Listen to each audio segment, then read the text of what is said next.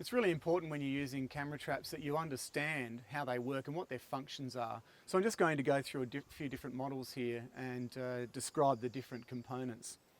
So if I take this camera here, which is an infrared camera, the main components are this area here, which is where the flash comes from. Now, different cameras will have different outputs and different brightness, but this is an infrared camera. Most people can't see this flash going off at night. Animals can. All cameras have a camera lens, obviously, that's where the photos are taken, and they have different fields of view. All cameras have a LED which tells you either by a red light or a blue light or a green light that the camera has been armed. Some cameras have a sensor system to detect the amount of light and therefore how much flash power is put out of the illuminators. And then the important part of the camera is the Fresnel lens. The Fresnel lens sits over the passive infrared sensor. Now this is the most important part of a camera trap. You must understand how the camera detects heat in motion and then triggers a photograph, because that's important for placement. So behind the Fresnel lens is a passive infrared sensor, and the idea of that sensor is it will pick up radiant heat from the background in front of the camera, and it will also pick up radiant heat from the object moving in front of the camera, so in this case an animal. The camera will only trigger when heat in motion occurs in front of it, so an animal walks past the detection zone and the camera can sense the difference between the heat of the object and the background temperature. So it's really critical that you know, by looking at your manual and doing some research, what sort of passive infrared sensor you have. So for example, this camera here has a conical shaped one, and pretty much it looks just something like that. It's a conical shape and it has an end point. Cameras like this one and this one have a zonal detection system, and so what that means is that there are bands where the camera will be monitoring for the change in heat compared to the background and the animal.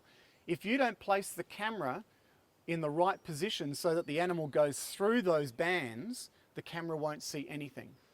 The other interesting thing with the zonal detection zone is if you've got an animal that's standing directly in front of the camera and it stops moving, the camera won't see it because it's not heat in motion. If the animal walks towards the camera and it doesn't cross over the bands that the PIR uses in this type of camera, it also won't see the animal and take a photograph. So it's really important when you place this camera with the zonal detection zone that you account for the animal that has to move across the zones and then trigger the camera to take a photograph. And the other sort of illuminator is a white flash LED. Now these are fairly new to the market, and you'll have arrays of white LED flashes here, quite different to an infrared camera, which is at night time will give you black and white photos. This camera gives you colour photos at night, so very useful for taking photos of animals where you want the coat colour to show up to help you identify the animal. Some cameras don't regulate the amount of light that comes from the illuminators compared to where the animal is in front of you, and so you can sometimes get a glare or a flash or burnout of the animal in front of you. To try and prevent that from happening, what you need to do is just cover up some of the white LEDs to reduce the amount of light that's going onto those animals, and then they'll be a lot sharper and clearer.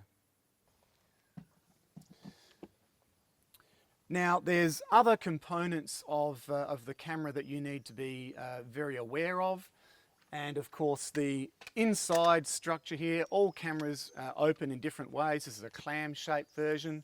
I've got a locking mechanism.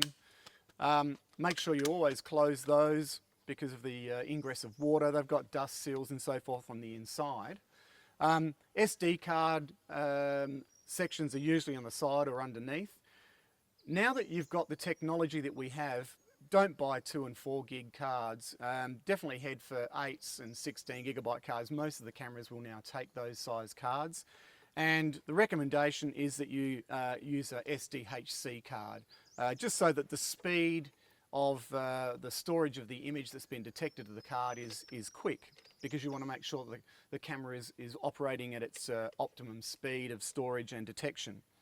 And of course, all cameras have got different battery compartments, and they all function in different ways. Now, batteries are really important. Try to steer clear of alkaline batteries. They don't have a very good battery life.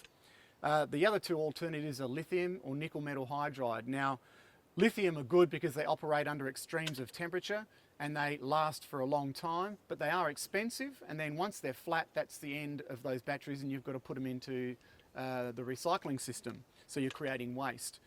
Whereas if you use rechargeables, you'll get a lot of life out of these. We've had cameras that are working for several years on the same batteries, just recharging, and obviously then we're keeping down the waste as well. Different cameras have different fixing methods. So all cameras will usually have some kind of a knurl. They'll either be on the back here, or in the case of this camera, they'll be underneath. And they're very handy for fixing the cameras to different structures. Other cameras have got straps, spots for your straps to go. They've got little knurls here to lock them onto trees. They're of all varying different types. But you need to make a decision about how you're going to attach your camera to different structures. A lot of people just attach them to trees, and they can use the existing structure on the camera and just put things like cable ties and cords and Python locks, that sort of thing.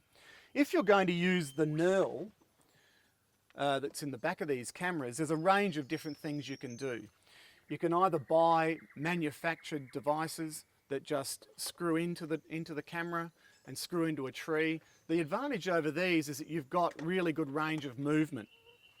And there's a number of different types of these brackets, and they're all very useful for going into posts and trees.